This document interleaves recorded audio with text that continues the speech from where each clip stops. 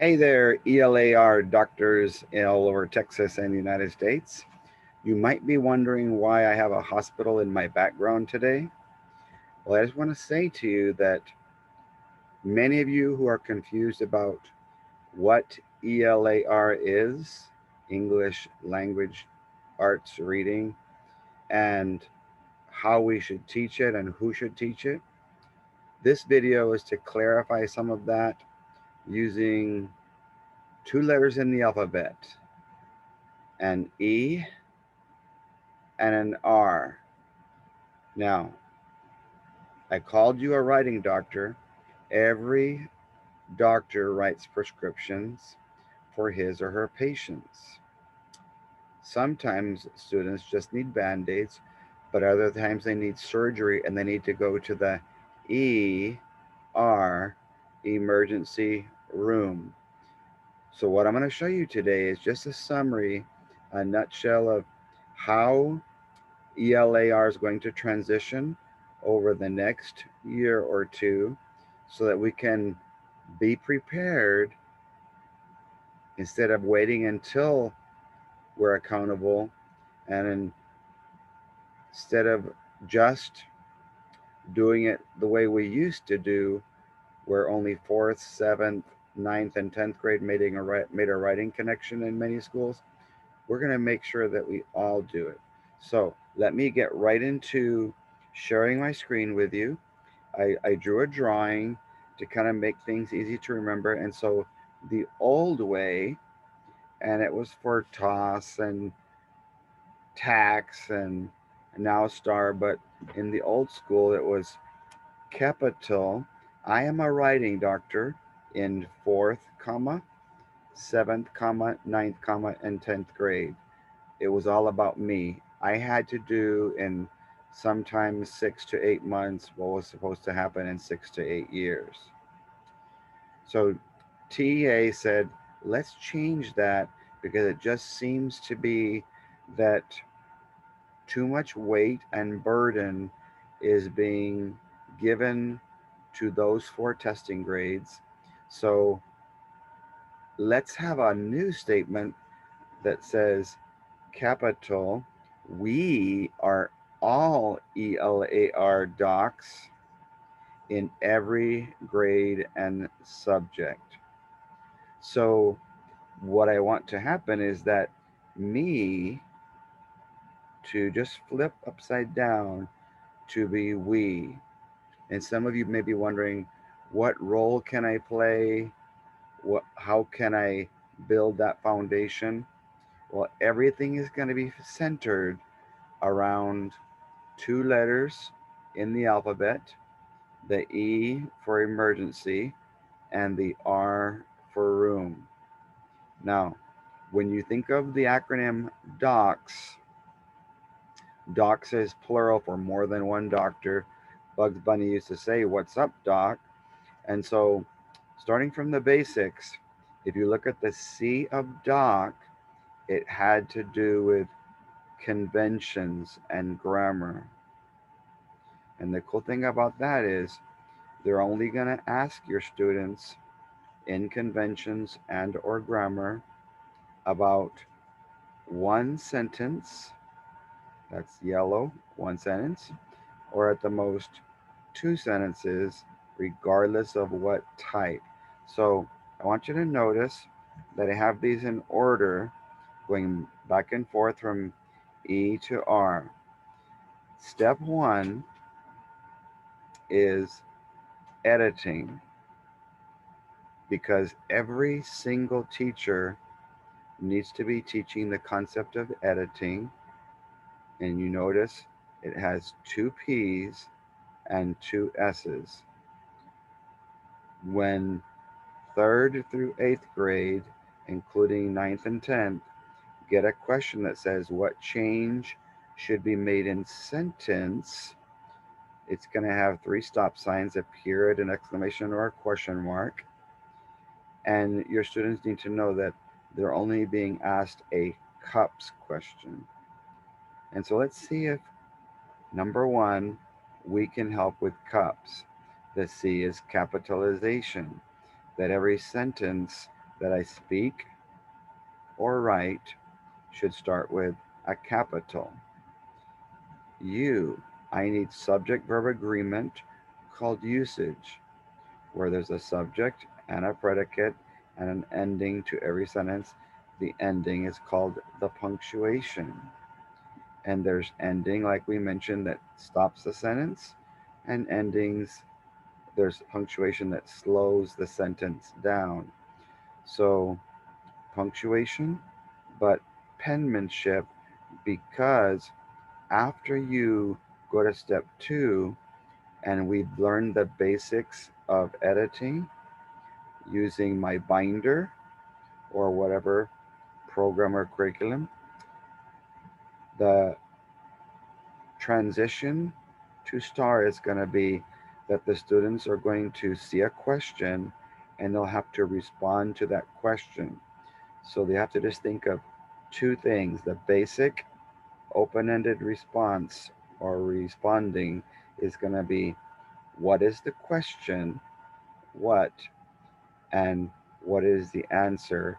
And you can answer the question with a word, a phrase, by helping understand the question by sometimes changing the order of the words in the question to make it into a question instead of a statement, by using some sort of a transition or what I call a transmission to connect ideas, or a sentence.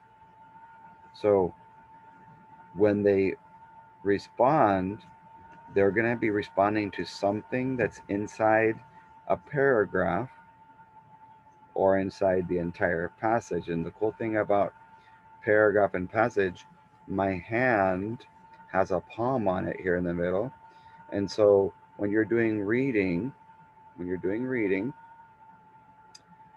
this first sentence in a paragraph is sometimes called the topic sentence, the main idea, and it's followed by some specific supporting sentences, and it has a pinky that ends the paragraph. If this is the whole passage, then your thumb would be your introduction, all your middle fingers, regardless of how many, would be your body, and your pinky would be your conclusion. So your students, step two, would respond. But instead of just focusing on cup singular, I want as many of you as possible, all the way down to kinder, to say, I need to take pictures of the words with my eyes and open my mouth and record videos of them with my mouth so I can hear and listen. And your kids can either use their brain that starts with a B and think about spelling rules, or a book starts with a B called a dictionary, or if they're trying to raise their vocabulary, they can use a thesaurus. Okay. The last letter of CUPPSS is another S, but I want to make sure we understand, why did I add penmanship to CUPPSS? Well, until we start doing our responses, our extended responses, and our essay responses on computer, we're going to have to make sure that our penmanship, whether we write in print where no letters are touching, or in cursive where letters are touching, is legible. Because if I cannot understand your response, your extended response or your essay, because it's I illegible or I indecipherable, the readers are going to have to give that. What's given now is 2 zeros for being unscorable. So that's why I feel that we should all start with penmanship at the letter level, go to spelling at the word level, to capitalization at the phrase level, sentence at the punctuation level, fixing sentence problems called sentence boundaries at the sentence level. And here's where change becomes correct or best. When they say what is the correct way to write sentence singular, that's a raw. that sentence singular is either a run-on or a fragment. Whether it says best, what is the best way to write sentence? That usually means that there's one that's a distractor, which one is better or the best. And as soon as your kids see the word correct or best, they would underline it and write Roth if it says sentence. But if it says what is the correct or best way to write sentences, that's plural, so there'll be two punctuation marks of some kind. And that means that the first sentence is possibly complete and the second one is a fragment that's missing the subject or the predicate, or that the first sentence with a capital and a punctuation is a fragment that's missing the subject or the predicate, and that the second one is the sentence. This is the one that most posters are missing. So we need to start adapting, because I want to tell you that this year, as part of the reading test, your students are going to get number 1 and number 6 as field test items in 3rd through 8th grade. So cups with 2 P's, 2 S's. And even though we're not going to start seeing either in field test items or in actual test questions in reading from 3rd through 8th grade and 10th grade, let's start teaching kids at all grade levels, all the way down to pre-K and kinder. When I ask you a question about a certain topic, a certain teak, a certain skill, I want you to respond thinking of the acronym CUPPSS, that my answer is going to start with a capital. I'm going to have subject verb agreement called usage, have good punctuation and penmanship to end the sentence, start navigating the dictionary and the thesaurus so we can raise our vocabulary, and even have voice in our writing, the, the reader behind the writing that we write, and double checking when we finish. If I read it out loud and not just see the sentence, but I hear it, my brain will trigger me, help me see that, oh, I think I should have stopped the sentence earlier. But silence is deadly in an auditory classroom. So we have to open our mouth and speak softly in a testing situation or with a partner, or loudly so you can hear your brain warning you that there's a run on or fragment. So we talked about simple responses. That would be step 2, utilizing the principles of editing. So my binder, the first several hundred pages, goes into all of these in that same order that I told you.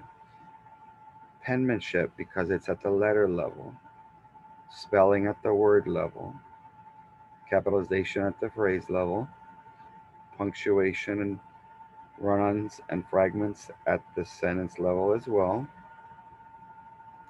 and usage at the paragraph level. So even though the question is going to say what change should be made in sentence, and it's going to be a CUPPSS question, one of these first 4 fingers without the penmanship, of course. When there's a usage question, even though it'll say what change should be made in sentence blank, if it's sentence 13, sometimes we have to check the previous sentence, sentence 12, and check, is the subject singular or plural? Is the predicate past, present, or future? If you can't tell, then you check the following sentence, so you can bracket in the sentence before and the sentence afterwards. So you probably have to check on usage questions at least 2 sentences and sometimes 3. Okay? Level 3, some grade levels are going to have to extend beyond just a single sentence, single word, phrase, or transition response. They're going to have to say, okay, what is the question? What is my answer? Where is the answer in the passage? And how can I give an example from that part of the passage to explain myself? So, in order to get a 1, they just have to answer the question about the topic or the teak. In order to move from a 1 to a 2, some of your grade levels will have to extend. And again, this won't be starting this year, but we need to make sure we start living in an open-ended world as soon as possible so your kids don't get fearful of seeing questions that don't have answer choices. I showed you in a couple of math problems that every time it's open-ended with a grid response, the kids panic because they don't know which answer to pick because there are no answers. They have to work it out and then decide on their own what is the answer, why is it the answer, and hopefully be able to explain to you the step-by-step process they went to get to the answer. So, step 4 is reading, but unless I can break down the components of sentences and paragraphs and passages into the different types of cups, how am I going to be able to read with comprehending the content unless I've seen what the basic sentences are built around?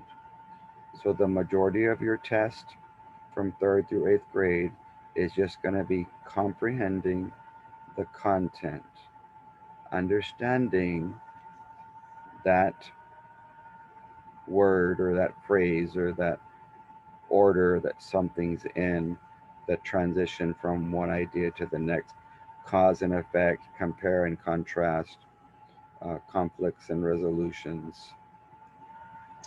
And then sometimes a sentence, or sometimes they might ask you about the main idea of a paragraph, the main idea of a selection, a group of paragraphs, the main idea or the focus of an entire passage. So, step 4 would be reading so that we can begin to have comprehension of the content. Number 5, we were told as part of the new ELAR that some grade levels will have to respond to certain passages with an entire essay. And so they said they're going to be checking 3 things. Is your answer developed, D, into possible paragraphs and a passage? Is it organized with an introduction, a body, and a conclusion? Does it have good conventions, as in grammar? And so, if they only check those 3, then most likely the students who tell you what the answer to the question is, why it's the answer, where they can prove it, give examples that they explain, and make some sort of extensions beyond and make life connections and possibly even endings. You won't be able to get the 3 because it did say in the video they're going to be checking based on 3 traits: development, organization, and conventions. And so you're going to have to be doing surgery in the ER, in the editing and revising emergency room, in the extended or response emergency room, the essay or the reading emergency room, or possibly the revising we'll get to in a minute. Okay? So, step 6, once you read an entire passage and begin to comprehend the content, or you write an entire essay that's a response, sometimes you're going to have to do what's called revising. So this year, in third through eighth grade, you're going to get field test items of editing and field test items of revising. So, what is the difference? Revising is improving the content. They're going to intentionally leave things out. And so, you're going to have to do what's called arm. So, that's why I added an arm. And so, arm, singular, is I got to add, remove, replace, or move one word, one phrase. I've got to move the order of one sentence around, have a transition between sentences or a transition between paragraphs. So, transitions between sentences are usually just words or phrases. Transitions between paragraphs, if each one of these fingers is a paragraph, I would need to know which transition sentence is the best at leaving this paragraph. Let's say this is a blue paragraph and this one is a green paragraph. So your best transitions would have a little bit of blue and a little bit of green because they're leaving one main idea and moving to another one. The reason I have arms in there is because sometimes life happens at full speed, and so we have to keep kids understanding that reading and writing happen in slow motion. And so if your students are seeing a story that has a sequence, they can use the acronym ACTORS, remember more story sequence. In other words, the order of things that happen. If they're trying to paint a picture of what a character is like based on the attributes they describe about him, or maybe what a place looks like or sounds like or smells like, you can use another acronym that stands for artists remember more setting or senses. Drawing a picture which represents trying to see what that question is asking. And you can even do that in math because, like I mentioned in a previous video, I can either do a sequence ladder to kind of see the steps, or I can draw a cartoon uh, order of the events or the steps of the problem.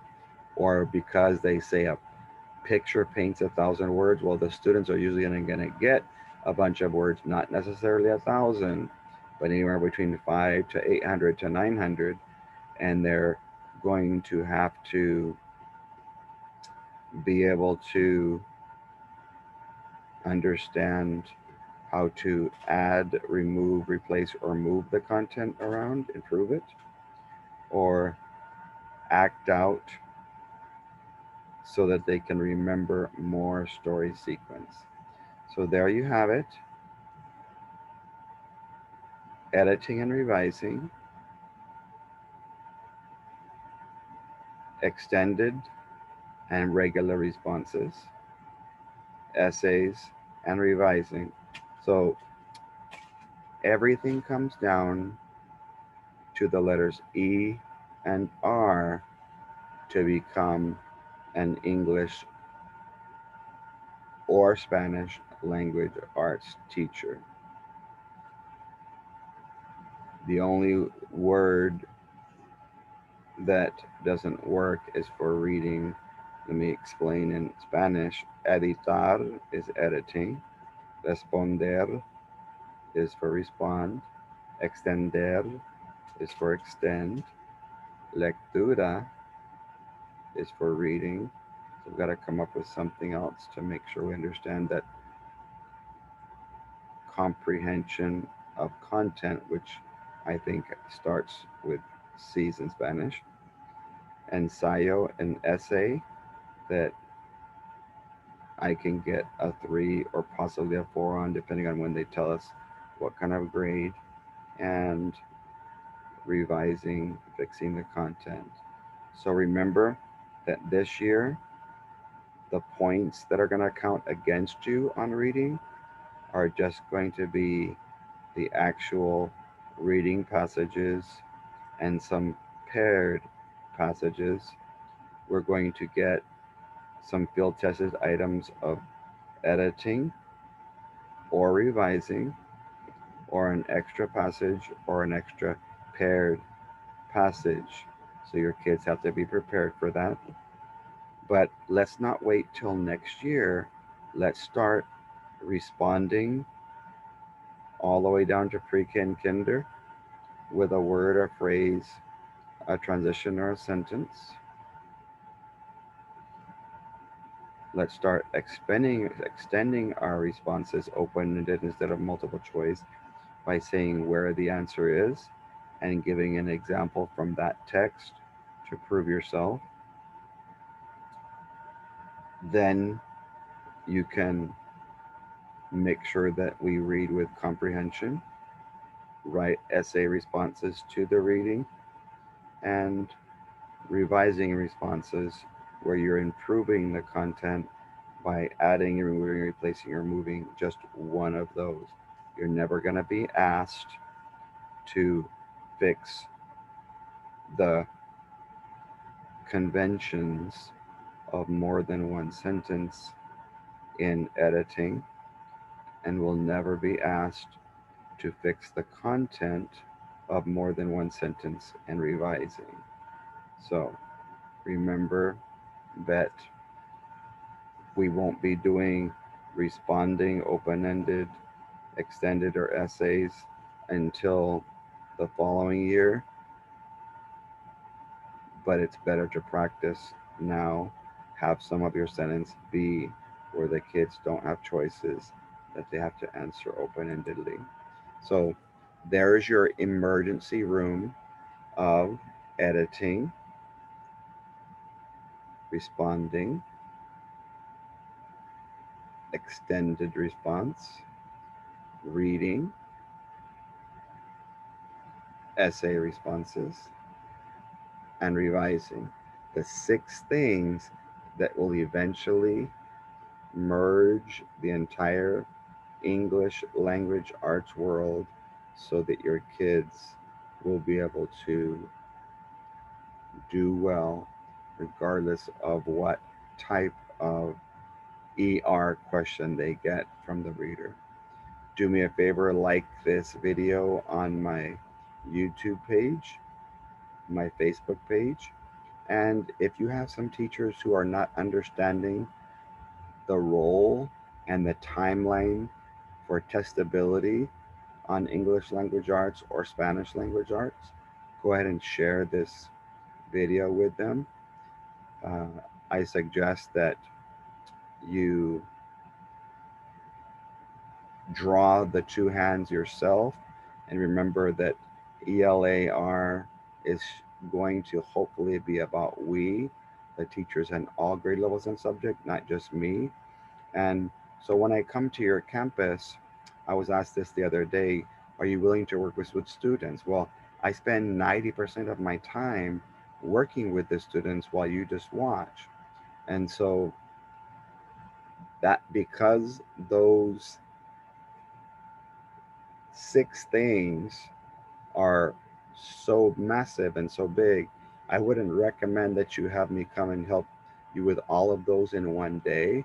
I would suggest that you have me come and either work with your teachers if they've never met me before, or with your students while your teachers observe, and that way they can see something that's content specific based on one of those ER letters, that's applicable, practical, and student friendly, because I'm going to be using your students right there in front of you while you teach. Email me at writing_doctor@yahoo.com.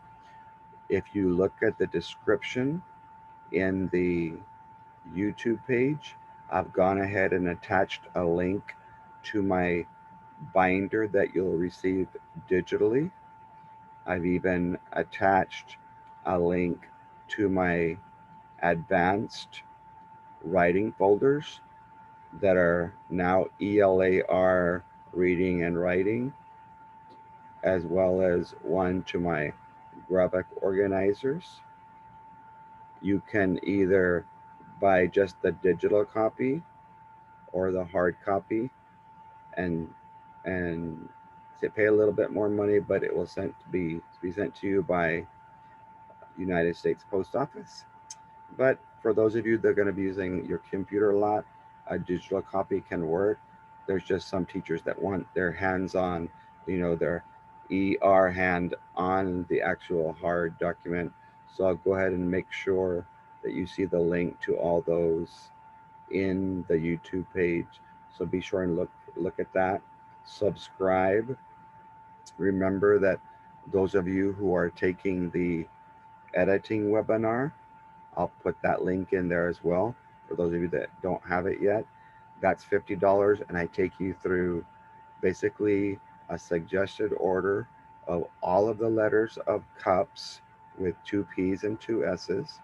And many of you are doing the swag webinar, that's $10, and it's basic uh, scaffolding and supporting writing across grades to